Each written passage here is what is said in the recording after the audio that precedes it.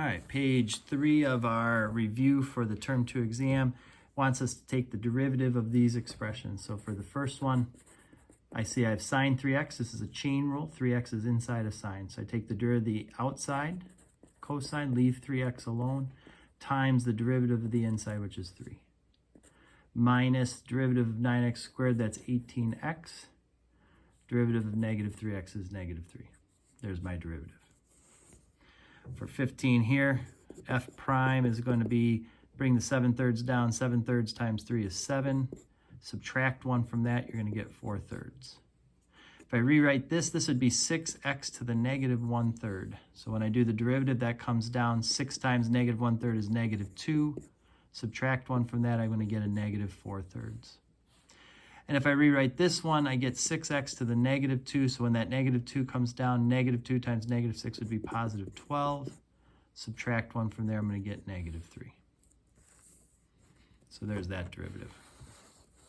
16 is a quotient rule, so I have to use the quotient rule on it. It says take the bottom function as is, times the derivative of the top, which would be negative sine, minus the top function as is, times the derivative of the bottom, which is a negative 2x, all over the bottom squared. You can try to simplify that if you want, or you can just leave it, it doesn't matter. 17 is a product rule. So product rule says take the derivative of the first function, that'd be 4x, leave the other function alone, times the derivative, now leave the first function alone, plus the first function times the derivative of the second. Now, this is a little silly. We've got square root of x squared. I mean, the square root of x squared is just x, right? So I could just rewrite it as x and make this a 1 and make that an x, and I'd have 4x squared plus 2x squared, which would give me 6x squared. You could do it that way, or if you didn't see that, maybe you did this as a chain rule. Maybe you did 1/2 x squared to the negative 1/2 times 2x. Maybe you stretched it out needlessly, but it's still correct if you did that. Okay, so this is the much more complicated way of writing the answer, which ends up just being 6x squared. All right, number 18 is a chain rule. It ends up being a double chain rule because we have a function in a function that's inside of a function. It might be easier for you to see it if you wrote it like this, that we have 2x squared inside of sine, which is inside of the cubed. The 4 is just kind of tagging along. So 4 is there. We're going to do the derivative of the outermost function first, so that 3 comes down. I suppose if we want, we could just go ahead and multiply those. 4 times 3 would be 12. Leave everything inside alone. Drop that 3 down to a 2. Times the derivative of the next function, which would be sine. That's cosine. Leave the 2x squared alone. Times the derivative of 2x squared, which is 4x. That 4 could come out. You could make this 48x, and then everything else kind of stays the same. But that's what we get there. All right. And then for 19, we're going to do a product rule. So derivative of x is 1. Leave the square root of x plus 2 alone, plus x times the derivative of this, which is 1/2 x plus 2 to the negative 1/2, times the derivative of the inside, which is 1. Now there's a bunch of different things you could do there to rewrite that, but that's your derivative on its kind of raw form.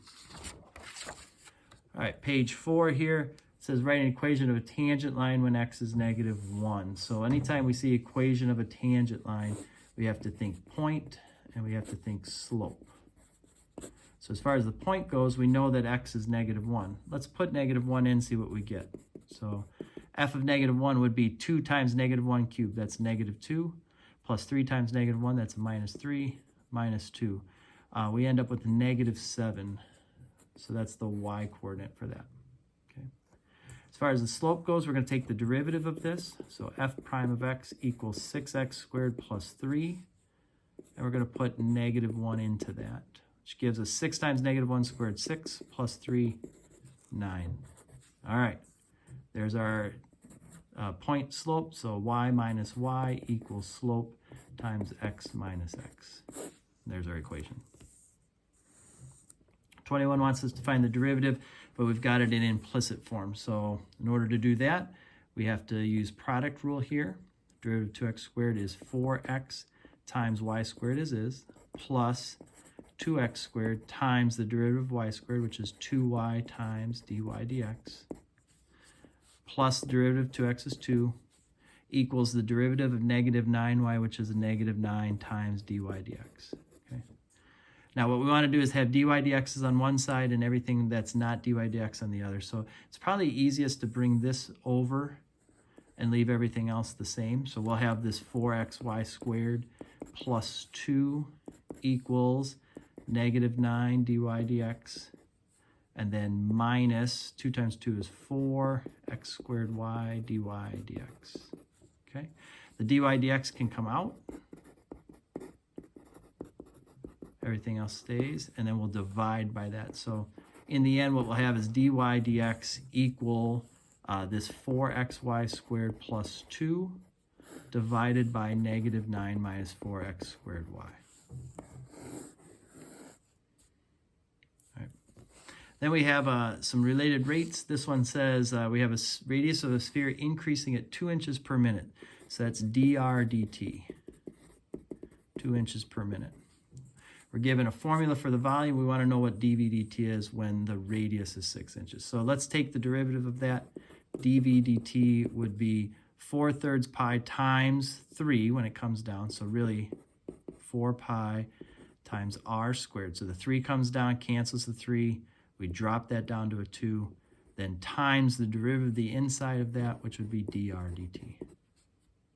So there's our differential equation. We're going to put 2 in for dr dt. We're going to put 6 in for r. So dv dt would be 4 times pi times 6 squared times 2. And if you do that, 4 times 36 times 2, we get 288 pi, and it's okay to write it in those terms. If you went ahead and multiplied that out, you end up with 904.779, and that's okay too, 904.779. What we wanted to talk about are the units on this, and this would be cubic inches per minute. It's a change in volume, so cubic inches per minute. That's our dv dt.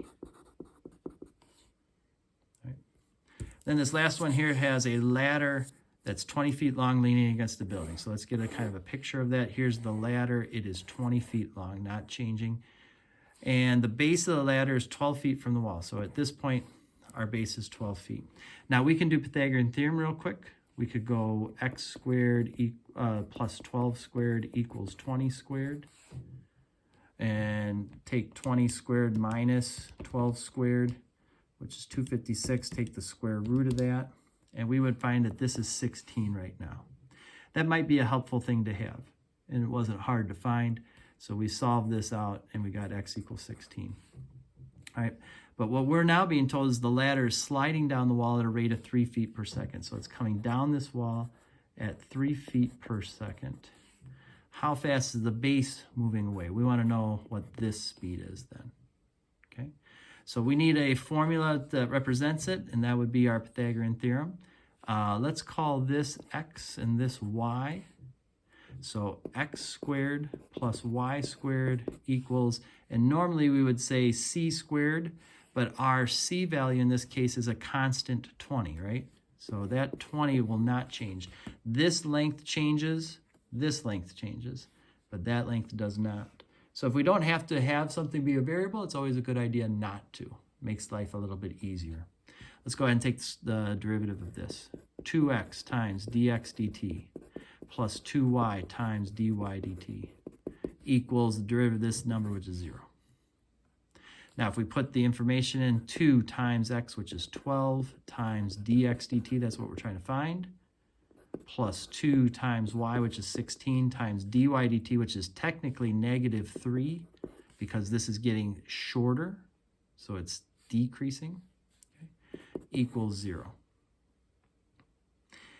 And then at this point, if I were to multiply here, this would become negative 96.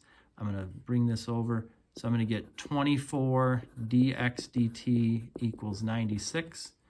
And then if I divide by 24, dx dt is equal to 4 feet per second. So that is how fast that base is traveling in that moment. And those are your answers to your next 2 pages.